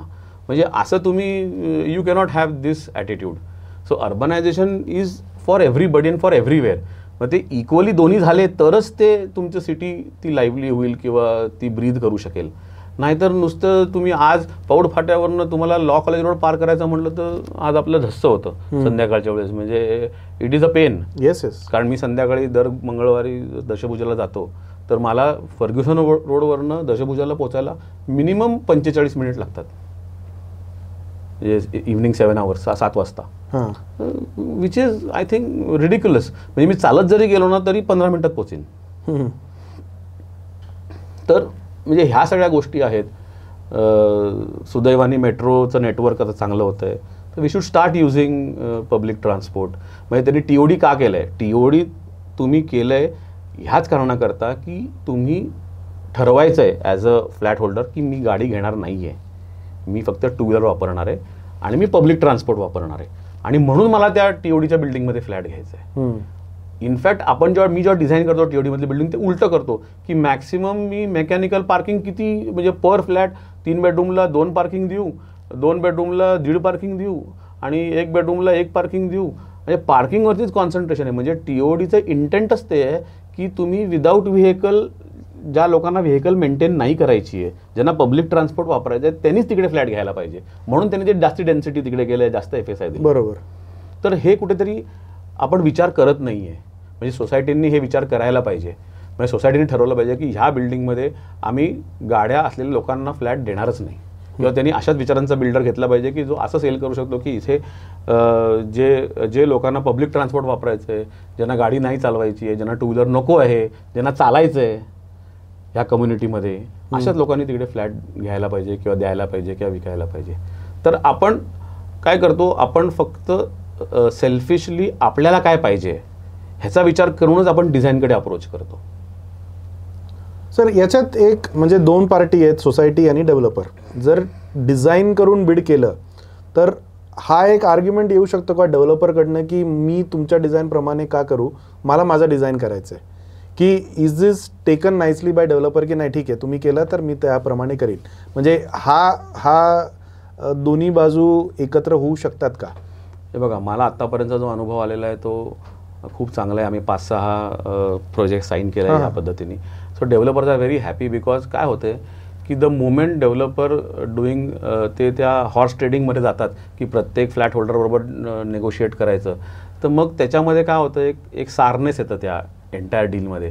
मग कुठेतरी ते सोसायटीवाले कोणतरी त्याला पिळायचा प्रयत्न करतात, मग हा त्यांना स्क्वीज करायचा प्रयत्न करतो आणि मग ते सगळं खूप अगली होऊन जातं सगळं प्रकार. आणि ते तुम्हाला खरं सांगू का की एक 10 वर्ष म्हणजे 2016 डिमॉनिटायझेशनपासून आहे ना किंवा त्याच्या आधीपासून डेव्हलपर पुण्यातले आहेत ना, they are all really they have a good infrastructure in place आणि by choice they don't want to do dirty work. Okay. And by choice they don't want to do wrong work. By choice. त्यांना ते सगळं नीट करायचं आहे, त्यांना तुम्हाला जे promise केलेलं ते सगळं द्यायचं आहे, त्यांना ते प्रोजेक्ट कंप्लीट करायचं आहे आणि त्यातनं बाहेर पडायचं आहे चांगल्या पद्धतीने. बरेचदा काय होतं सोसायटी मेंबर्सच्या ग्रीडमुळे आणि त्यांच्या त्या मला जास्तीत जास्त कसं मिळू शकतं ह्या ॲटिट्यूडमुळे ना that developer is compelled to do wrong things. Okay. Or there are few person in the society who have vested interest आणि then they are compelled to do wrong things. आणि मग ते काय होतं, मग त्याला लिमिट एकदा एक आपण छोटीशी चोरी केली मग छोटी केली काय मोठी केली काय it doesn't make a difference. त्यामुळे मग ते सगळं बेकार होऊन जातं. त्यामुळे जेव्हा आपण एखादा प्रोजेक्ट डिझाईन करून तो टेंडरचा डॉक्युमेंटमध्ये तो डिझाईन देतो आणि त्याला सांगतो की हे अलॉटेड आहे सगळं, म्हणजे सोसायटी मेंबर्सना किती एरिया घ्यायचा हे ठरवलेलं आहे, विकायचा किती एरिया आहे हे ठरवलेलं आहे, आता तुम्ही फक्त फायनान्शियल बिड द्या. बरं, उलटं पण म्हणतो मी, आम्ही तर आता बरेचदा आता मी ऑलमोस्ट 35 वर्ष पुण्यामध्ये काम करतो आहे, तर almost across the cross section I work with almost everybody. त्यामुळे जो कोण तिकडे बीड करतो तो माझा त्याच्याकरता मी कधी ना कधीतरी काम केलेलं असतं किंवा त्याची ओळख असते किंवा त्याला माझं काम माहिती असतं, मला त्याचं काम माहिती असतं. त्यामुळे तो जर का एखादं त्याला वाटलं की आपण हे डिझाईन अशा पद्धतीने आणखीन चांगलं करू शकतो तर तो माझ्यामध्ये कम्फर्ट लेवल आहेच ना, तो मला येऊन सांगू शकतो की आपण सर आपण हे असं बघितलं तर कसं होईल. आणि जर तो पॉझिटिव्ह असेल तो पॉईंट आणि जर का सोसायटीचे ॲडव्हान्टेज करता असेल आणि कोणाचं नुकसान नसेल तर आपण ते इन्कॉर्पोरेट करून घेऊ ना, काही प्रॉब्लेम नाही आहे. म्हणजे असं काही नाही की आम्ही म्हणतो की आपल्यालाच फक्त कळतं असं काही नाही आहे. सो पण एक काय आहे की एक गोष्ट आपण ठरवली म्हणजे त्याच्याने फाटे फुटत नाहीत. काय होतं आज प्रॉब्लेम काय होतं, म्हणजे तुम्ही पण तर एवढे सोसायटीचे मीटिंग करता, जेव्हा तुम्ही प्रेझेंटेशन करता I think the main presentation focus is only on the design presentation आणि फायनान्शियल बीट फक्त एका पेपरवरती असतं आणि मग कोण पर्सेंटेज जास्ती देतो त्याच्यावरती ते ठरतं. म्हणजे I hardly see in all this presentations की कोण त्या डिझाईनकडे लक्ष देतं. किंबहुना मी असे डिझाईन बघितले की जे पॉसिबलच नाही आहेत तिथे होणं आणि लोक ते उगाचच काहीतरी वाढून दाखवतात चांगलं दाखवायच्या हिशोबाने आणि तसं काही होणार नसतं तिकडे आणि ती सगळी गडबड होते. आणि शेवटी 2, 4, 6 महिने त्याच्यावरती काम केल्यानंतर मग सोसायटी म्हणते जाऊ दे मरू दे, आता कुठे परत ते सगळं त्याच्यावरती काम करा, जाऊ द्या जे तुम्ही चेंज करा ते करून टाका. शेवटी ते नाईलाजाने मग ते जे प्रॅक्टिकल गोष्टी त्याच्यावरती नाईलाजाने येतात at the end of the thing आणि मग एव्हरीथिंग गोज हे वायर. त्यामुळे माझी रिक्वेस्ट अशी आहे सगळ्या सोसायट्यांमध्ये की they need an architect who knows his bylaws well, who knows his design well, who will guide them to do a good design. Guide them. Tell them की कुठपर्यंत त्यांनी जावं आणि कुठपर्यंत थांबावं की एक चांगली बिल्डिंग होण्याकरता त्यांच्या कन्व्हिनियन्स करता आणि तो डिझाईन त्यांनी ॲक्सेप्ट करावं. ती रिस्पॉन्सिबिलिटी सोसायटीची पण आहे की आपल्याला पण कुठपर्यंत जायचं आहे, आपलं प्लॉटचं साईज काय आहे, त्याच्यामध्ये काय बसू शकतं काय नाही, किती कम्फर्टेबली बसू शकतं. उगाच कोंबायचं म्हणून आपण त्याच्यामध्ये आज कोंबतोय तसं करण्यात पॉईंटच नाही आहे. म्हणजे त्याला एक्झाम्पल द्यायचं तर मी जे पहिले रिडेव्हलपमेंटचे स्कीम केले पुण्यामध्ये ते 1.4 केले होते. म्हणजे एक FSI आणि 40% TDR. ह्याच्यानी पण मी रिडेव्हलपमेंट केलेत. म्हणजे तेव्हा पण ते परवडत होतं ना. आज तर तुम्हाला 2.5-3 काहीच्या काही FSI आहे. मग आज तुम्हाला जर 1.4 मला तेव्हा परवडत होतं, तर आज मला 2.4, 3 खूपच परवडतं. म्हणजे मला एवढं करायची गरजच नाही आहे. हे बघा, एक चांगलं कम्फर्टेबल डिझाईन आहे ना एखाद्या प्लॉटवरती ना, 2 FSI, 2.1 is good enough. Okay. Anything beyond that you have to have a larger plot. Right. म्हणजे काय, मग आजूबाजूच्या सोसायटीने 4-5 सोसायटीनी एकत्र येऊन ती मोठा प्लॅन करायला पाहिजे, कम्फर्टेबल प्लॅन करायला पाहिजे, बेसमेंट पार्किंग करायला पाहिजे, मेंटेनन्स जास्त द्यायला पाहिजे, बिल्डिंग मेंटेन करायला पाहिजे. ह्या सगळ्या गोष्टी आहेत. सो हे नुसतं मला काय मिळणार आहे आणि मला काय मिळतंय आणि पर्सेंटेज आणि माझं कॉर्पस आणि माझं भाडं, हे नुसतं विचार करण्यात पॉईंटलेस आहे. सर ॲक्च्युली मी पुढचा प्रश्न याच्यातच येणार होतो. क्लस्टर याच्याकडे आपण खूप जास्त लक्ष दिलेले गेले नाही आहेत. म्हणजे फॉर एक्झाम्पल एक सोसायटी जाती आहे रिडेव्हलपमेंट आणि बाजूची पण जाती आहे, तर तिकडे जर ते दोघं काही करून एकत्र आले, आता बिहेवियरलमुळे ते एकत्र येत नाही आहे बाय द वे, पण ते एकत्र आले from A designing and architectural आणि लिगल पर्स्पेक्टिव्ह, तर काय काय ॲडव्हान्टेजेस होऊ शकतात आणि काय यावं त्यांनी? मला असं वाटतं की क्लस्टरमध्ये त्यांनी करायलाच पाहिजे. म्हणजे मी तर म्हणतो इंडिव्हिज्युअल 5,000 फुटाच्या खालच्या प्लॉट्सवाल्यांनी क्लस्टरमध्येच काम करायला पाहिजे. म्हणजे जर तुमचा 20,000 फुटाचा प्लॉट असेल ना, तर कदाचित तुम्ही इंडिव्हिज्युअल बिल्डिंग करायचा विचार करू शकता. पण 20,000 फुटाच्या खालचे जे प्लॉट्स आहेत ना, तुम्ही हे क्लस्टर डेव्हलपमेंटच करायला पाहिजे. कारण त्याच्याने 2 गोष्टी होतात. एक तर तुम्ही चांगलं डिझाईन अचीव्ह करू शकतात म्हणजे प्लॅन वाईज, आणि पार्किंग जो सध्यात महत्त्वाचा आणखीन जो मोस्ट इम्पॉर्टंट पॉईंट आहे, इमोशनल ट्रिगर पॉईंट आहे, भांडण्याचा पॉईंट आहे, हा तुम्ही चांगला अचीव्ह करतात. म्हणजे तुम्ही रॅम्पनी गाडी खालती घेऊन जाऊन बेसमेंटमध्ये किंवा पोडियमवरती तुम्ही तुमच्या पार्किंगमध्ये गाडी लावू शकता आणि तुम्ही मेकॅनिकल पार्किंग अवॉइड करू शकता जर तुम्ही क्लस्टर केलात. म्हणजे क्लस्टर तुम्ही जर का 40-50 हजार स्क्वेअर फूट प्लॉटचा जर केला, तर तुम्हाला इंडिव्हिज्युअल पार्किंग करणं हे सहज शक्य आहे आणि तेच तुम्ही अचीव्ह करायला पाहिजे. राईट. आणि हे करण्यामध्येच हुशारी आहे. मग त्याच्यामध्ये तुम्ही असं म्हणू शकता की माझं रोड फेसिंग आहे, माझ्यामुळे FSI जास्त मिळतो, मग मला थोडं पर्सेंटेज जास्त मिळायला पाहिजे, यांना थोडं कमी मिळायला पाहिजे.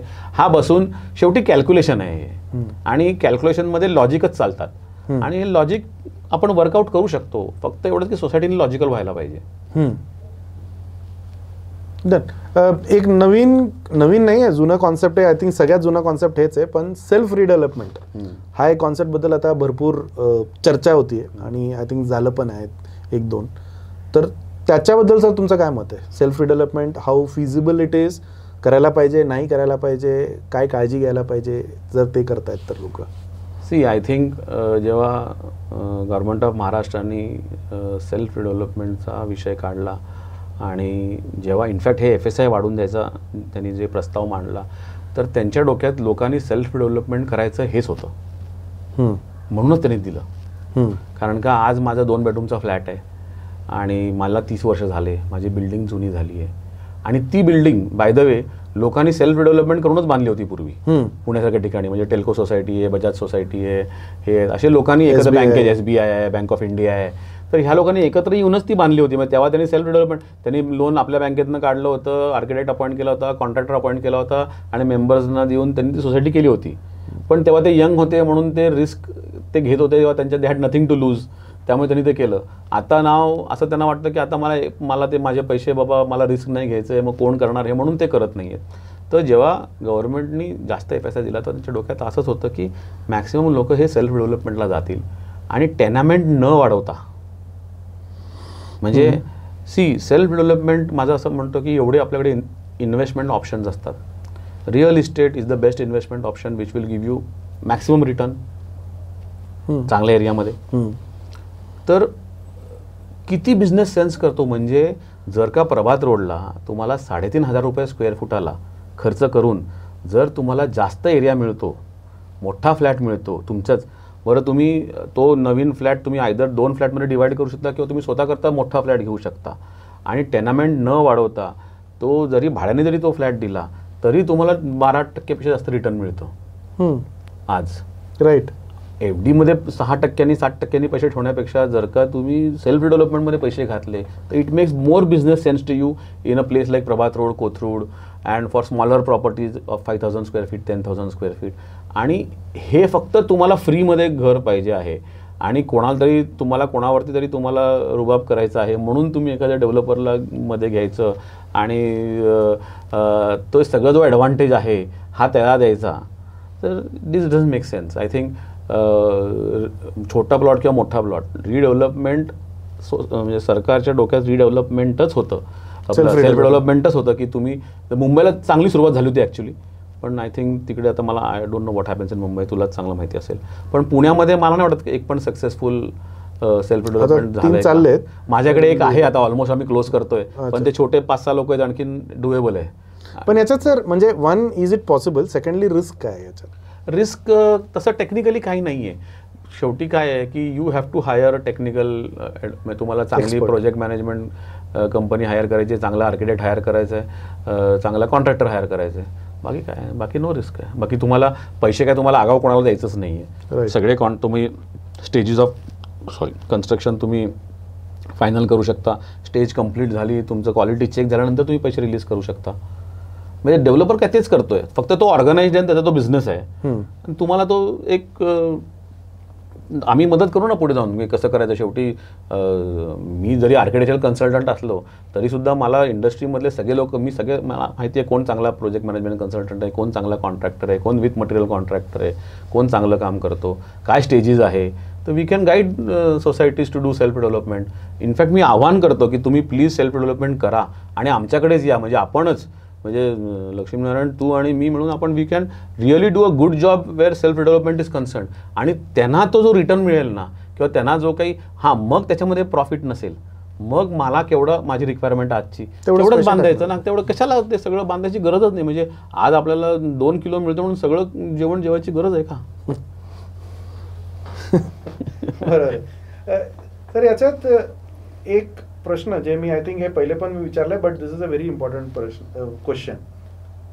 चांगला आर्किटेक्ट कसं नेमायचं रिडेव्हलपसाठी आणि चांगला आर्किटेक्ट कोण आहे? कारण ॲडवाइस देणं सर खूप सोपं आहे. तर कोणी येऊन काहीतरी बोलून जाणार आहे तुम्हाला 3 FSI हे मिळेल वगैरे, बट आय मीन ते राईट आर्किटेक्ट कसं चूज करायचं? आणि बहुतेक ते थोडंसं खर्चिक असेल, म्हणजे कारण तुम्हाला चांगलं पण पाहिजे आणि पैसे पण द्यायचे नाही, तो इक्वेशन जनरली चालत नाही. तर चांगला आर्किटेक्टचा डेफिनिशन काय, म्हणजे कसं नेमायचं आणि काय त्या आर्किटेक्टमध्ये बघायचं? बघा, आर्किटेक्चर हा जो फील्ड आहे ना, तो वास्ट फील्ड आहे. म्हणजे जर का पोस्ट ग्रॅज्युएट सोडले आणि आपण ग्रॅज्युएशन म्हणजे BArch जर का म्हटलं ना, तर असे आर्किटेक्ट्स आहेत जे नुसते बंगले करतात, असे आर्किटेक्ट्स आहेत जे नुसते लँडस्केप करतात, इंटिरियर, असे आर्किटेक्ट नुसते इंटिरियर करतात, असे आर्किटेक्ट जे नुसते एन्व्हायरमेंटल करतात, असे आर्किटेक्ट जे नुसते ग्रीन बिल्डिंग्स करतात, असे आर्किटेक्ट नुसते डेव्हलपर करतात. आणि त्याच्यामध्ये पण असे आर्किटेक्ट डेव्हलपरचं पण करतात, इंटिरियरचं पण करतात, ते बंगले पण करतात, हे पण करतात, ते पण करतात, सगळं करतात. आता डिपेंड्स ऑन इंडिव्हिज्युअल की तुझं काय कॅपॅसिटी आणि तू काय करतो आहे. तर मला नेहमी वाटतं की 60 to 65% of the overall real estate portfolio of पुणेमध्ये डेव्हलपर बेस्ड जे प्रॅक्टिस करतात हे 60 to 65% येतो, म्हणजे क्वांटम ऑफ वर्क. त्यामुळे बरं, आर्किटेक्चर इज नुसतं क्रिएटिव्हिटी नाही आहे. म्हणजे it is not only about creativity, it is about practicality. म्हणजे किती प्रॅक्टिकल तू विचार करू शकतो आणि तू केलेला विचार हे जागेवरती उभा राहायला पाहिजे. बरं, हे तू कधी अचीव्ह करू शकतोस? हे फक्त तू एक्सपिरियन्सनीच अचीव्ह करू शकतो. राईट. म्हणजे डॉक्टर किंवा वकिलांसारखे, तो जेवढे जास्त केस लढतो तेवढं जास्त त्याला बायलॉस, त्याचे केस लॉस कळतात आणि मग तो सिनियर काउन्सिल होतो. डॉक्टर जेवढं जास्त ऑपरेशन करेल तेवढं त्याचा हात बसतं आणि तो एक्सपर्ट डॉक्टर होतो. तसंच आर्किटेक्ट जेवढे जास्तीत जास्त प्रोजेक्ट करेल तेवढं त्याचा एक्सपिरियन्स वाढतो, तेवढं त्याचं बायलॉजचं अंडरस्टँडिंग वाढतं, तेवढं त्याला त्याचं इंटरप्रिटेशन चांगलं करता येतं आणि त्याचे एवढ्या वर्ष काम केल्यानंतर काय नाही करायचं हे त्याला कळतं आणि त्याला ते करता येतं. बरं, ह्याच्यामध्ये एक फॉल पॉईंट पण आहे. जेवढे तुम्ही सिनियर लोक घेतात ना, तर त्यांच्याकडे काम करायची रिस्क टेकिंग कॅपॅसिटी कमी होत जाते, ॲपेटाईट.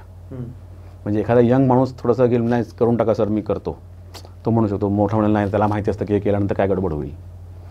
सो बरं, रिअल इस्टेट अशी गोष्ट आहे ना की anything and everything is possible. You have to know the right way to go about it and the legal way to go about it. So there is one legal way and one there is illegal way. तर illegal वेला तर काय डोकं लागत नाही, कोणी करू शकतं. Legal वेला जाऊन ते अचीव करायला आपल्याला एक्सपर्टीज लागते and that will come only with experience and work done. म्हणजे समजा मी नुसतेच बंगले केलेत आणि 20 वर्ष झालेत मला, तर मला एक्सपिरियन्स आहे का बिल्डिंगचा? तर नाही. मी 20 वर्ष बिल्डिंग केले पाहिजे वेगवेगळे. तर आता माझ्याकडे जेव्हा बंगल्याचं काम येतं तर मी करत नाही, कारण that is not my forte. कारण का माझे सायझेस आणि माझे व्हॉल्यूम्स हे वेगळे आहेत. बंगल्याला वेगळे व्हॉल्यूम्स लागतात. मी डिझाईन करू शकतो, 100% करू शकतो, पण मला ते वेगळ्या माइंडसेट, ह्या माइंडसेटमधनं बाहेर येऊन एका वेगळ्या माइंडसेटमध्ये जावं लागतं. बरोबर. तर मला असं वाटतं की प्रत्येक गोष्टीची एक एक्सपर्टीज आहे आणि you should find the right expert of that field who has put some years into his practice आणि ज्याचे उभे आहेत बिल्डिंग्स. आणि there are black sheeps in all profession.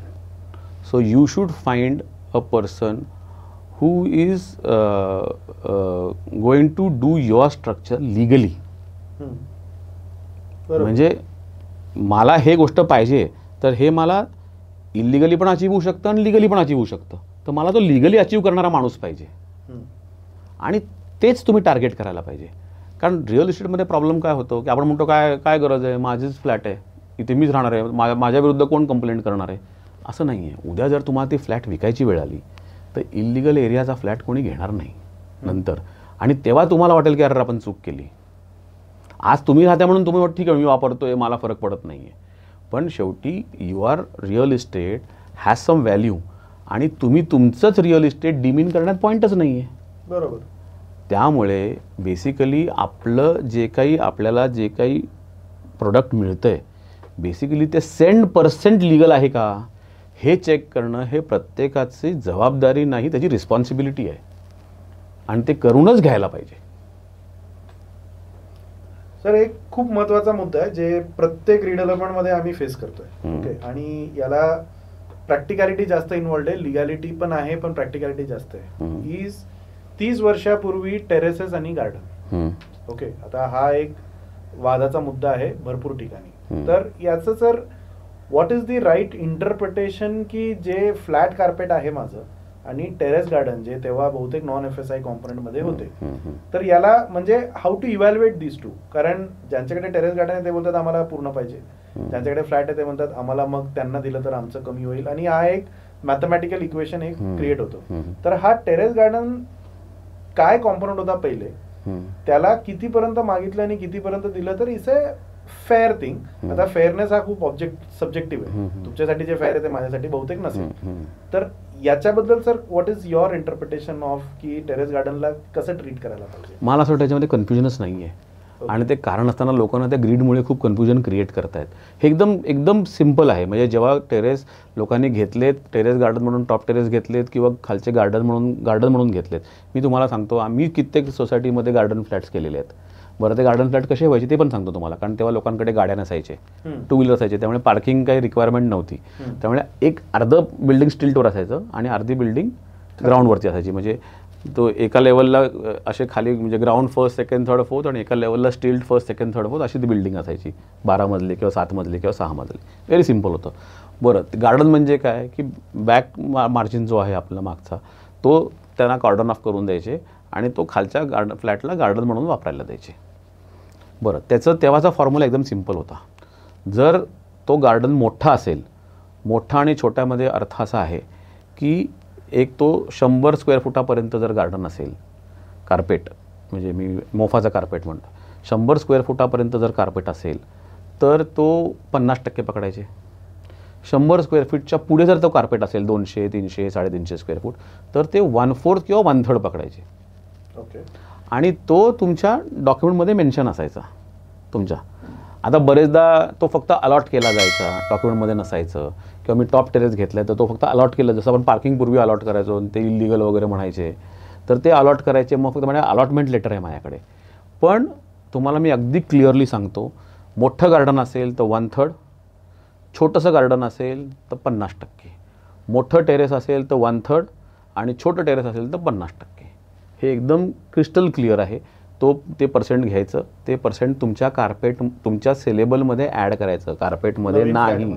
हां, म्हणजे नवीन फ्लॅटचं तुमचं कार्पेट जर का 600 स्क्वेअर फुटाचा असेल आणि त्याचं सेलेबल जर का 800, 850, 900 स्क्वेअर फूट असेल तर त्याच्यामध्ये तो 1/3 area as it is add करायचा फक्त.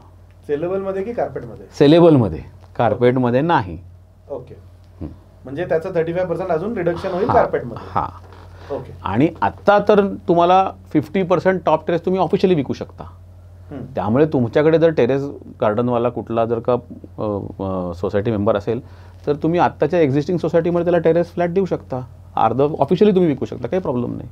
ओके. किंवा तो आम्ही नॉर्मली म्हणतो की ते तुम्ही 1/3ला तुम्ही हे त्याचं कार्पेट एरिया करा आणि ते पे ऑफ करून टाका मार्केट रेटनी, विषय संपला.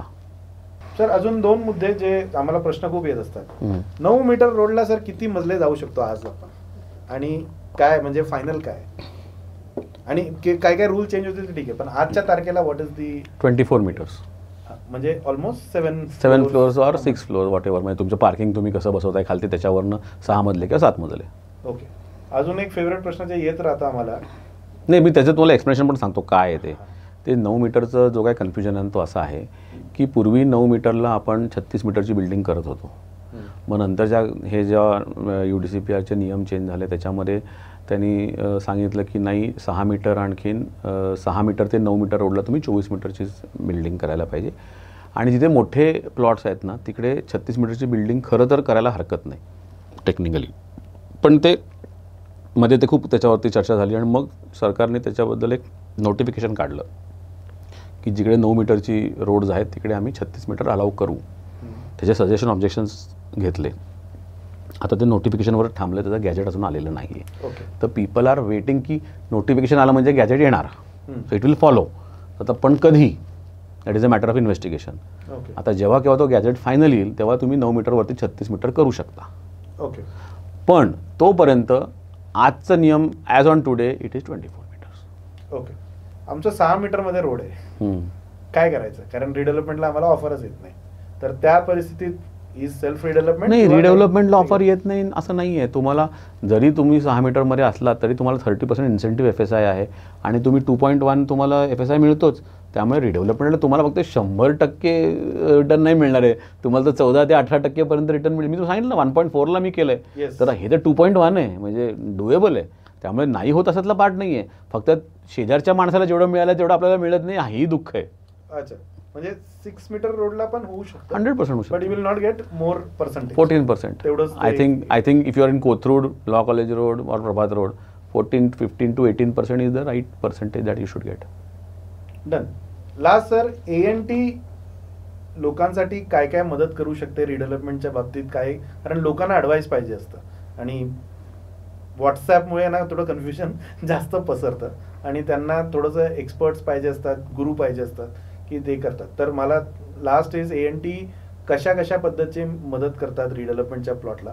एक डिझाईन आणि बिडचं तर आपण कॉन्सेप्ट आता ऑलरेडी केलं आहे, पण बाकी अजून काय काय सर्व्हिसेस आहे जे ANT प्रोव्हाइड करू शकतो. नाही, मला ह्याच्यामध्ये थोडंसं जास्त असं करता बोलायचं आहे की मी सांगितल्यासारखं की मी आर्किटेक्चरल कन्सल्टंट आहे.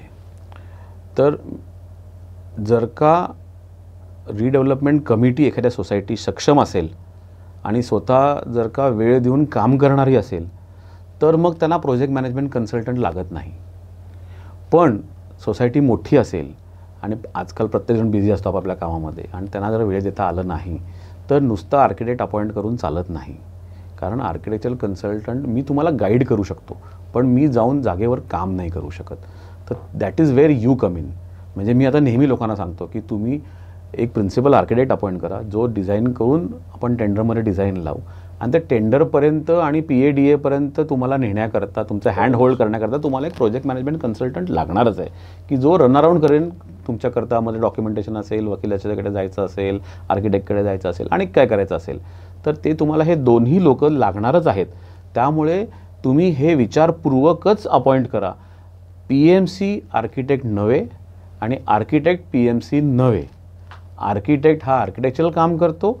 तुम्हाला PMC काय काय करू शकते, जर तुम्ही करणार असाल तर तुम्हाला गाईड करू शकतो, आणि तुम्ही करणार नसाल, तुमच्याकडे वेळ नसाल, तर तुम्ही एक चांगलं PMC अपॉइंट करा. म्हणजे तुम्हाला PMC पण लागणार आहे आणि आर्किटेक्ट पण लागणार आहेतच, आणि लॉयर. तिथे PMC आला की ते बाकी सगळं तो करतोच तो. त्यामुळे हे अगदी म्हणजे ह्याच्यामध्ये खूप लोक कन्फ्युजन करतात.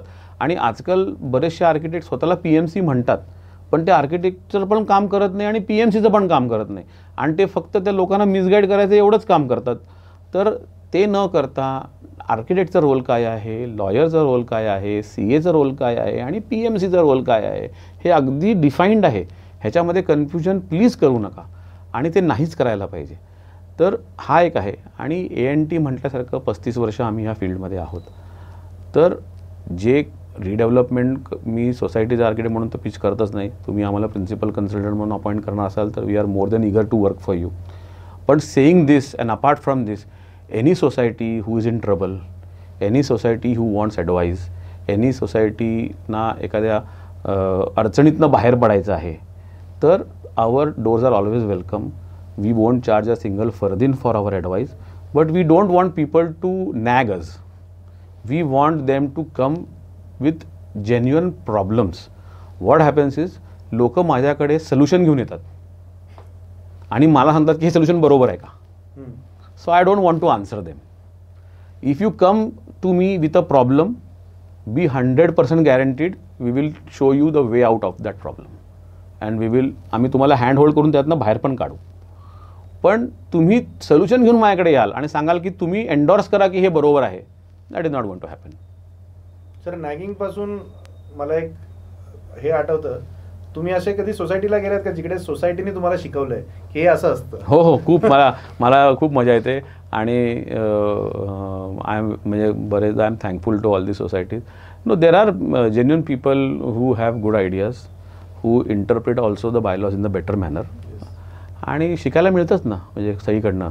असं नाही आहे की शिकायला मिळतं, म्हणजे त्यांचा पॉईंट ऑफ व्ह्यू बरोबर असतो, पण ती पद्धत चुकलेली असते. सो मी त्यातनं पॉझिटिव्हलीच घेतो. तर मला त्यातनं जी गोष्ट आवडते, म्हणजे इनफॅक्ट हा जो प्रकार आहे की प्रिन्सिपल आर्किटेक्ट म्हणून आपण जायचं आणि प्रोजेक्ट मॅनेजमेंट कन्सल्टंट अपॉइंट करून जायचं, हे मला एका सोसायटीने शिकवलं आहे. राईट. आणि ती सोसायटी अत्यंत, आम्ही 2 महिन्यात त्याचं भूमिपूजन केलं आणि काम पण चालू केलं. तेव्हा मला कळलं की अरे हे this can be so easy. So this is what the society taught me. ते माझ्याकडे आले, मला त्यांनी लेटर दिलं की सर तुम्हीच आमचे आर्किटेक्ट. ते मला 4 डेव्हलपरची लिस्ट दिली. मला म्हणाले सर ह्याच्यातलं तुम्ही मला 1, 2, 3 द्या. मी त्यांना माझ्या प्रोफेशनल ऑफिसमध्ये सांगितलं की this is 1, this is 2, this is 3. मग त्यातनं त्यांनी सिलेक्ट केलं 3मधनं.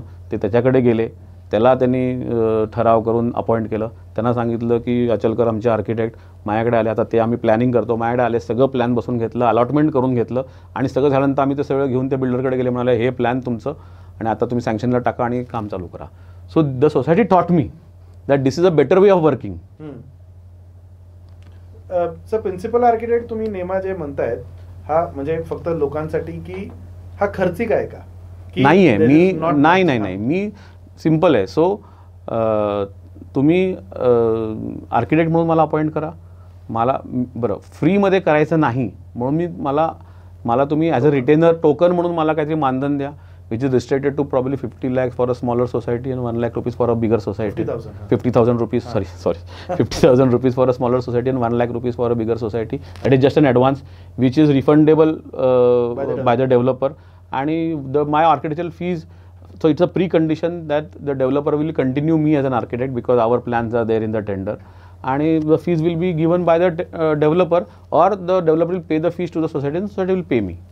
So थोडक्यात काय आहे की जो क्लायंट आर्किटेक्टला अपॉइंट करतो त्याची लॉयल्टी त्याच्या तिकडे असते. तर मला सोसायटीने जर मला अपॉइंट केलं तर माझी लॉयल्टी सोसायटीकडे असते. सिम्पल. कारण काय लोक प्रिन्सिपल आर्किटेक्ट वगैरे जेव्हा ऐकतात त्यांना वाटतं खूप नाही काही नाही. So what we take from society is the appointment letter, त्यांचा ठराव and advance, that's it. Done sir. तुम्हाला काय फायनल एंड काही बोलायचं असेल तर तुमच्यासाठी? मला असं वाटतं की रिडेव्हलपमेंट हा जो प्रकार आहे हा बिझनेस फक्त एखाद्या डेव्हलपर करता असू शकतो. मला वाटतं हा एक इमोशनल कनेक्ट असतो सोसायटी मेंबर्स करता. आणि तुम्ही तिथे राहणार आहात आणि नवीन मेंबर्सना तिकडे तुम्ही त्यांचं स्वागत करणार आहात, तर हे तुमच्याकरता खूप महत्त्वाची गोष्ट आहे. आणि ह्याच्याकडे फक्त प्रॉफिट आणि लॉस आणि बिझनेस अँगलनी नाही बघायला पाहिजे. आपण नुसतं तुम्ही तुमची सोसायटी नुसती रिडेव्हलप नाही करतात, तर तुम्ही तुमचं शहर एक नव्या पद्धतीने त्याची पुनर्बांधणी शहराची पण करतात, तुमच्या एका बिल्डिंग त्या शहरात असल्यामुळे. त्यामुळे तुम्ही एक होलिस्टिक अप्रोच ठेवायला पाहिजे. एक रिडेव्हलपमेंटचा एक उत्सव असा समजून त्या उत्सवाकडे तो साजरा करण्याच्या दृष्टिकोनातनं त्याचं प्लॅनिंग आणि त्याच्यामध्ये इन्व्हॉल्व्ह होऊन गोष्टी करायला पाहिजे आणि त्यातनं फक्त प्रॉफिट आणि लॉस नाही बघायला पाहिजे. म्हणजे this should be the approach for all society members. So you should come in to the psyche of redevelopment. Done. तर आजच्या रिडेव्हलपमेंट गुरुच्या एपिसोडमध्ये आणि I think we are very thankful की आर्किटेक्चरल जगातले महागुरू विकास सर आपल्याबरोबर आले. आणि thanks from our side sir की तुम्ही वेळ घेऊन आलात. And this is very very important, कारण हा कॉन्टेंट बहुतेक लोकांकडे गेलं तर बहुतेक त्यांना भरपूर शिकायला मिळेल. And may be they will take a right way to construct Pune. May be म्हणजे त्यांचं फक्त घर नाही, आपल्याला पुणे जर चांगलं करू शकतो आय थिंक रिडेव्हलपमेंटच्या माध्यमातून आपण करू शकतो. And I think it was really helpful की तुम्ही जे गाईड केलं. Yes, thank you.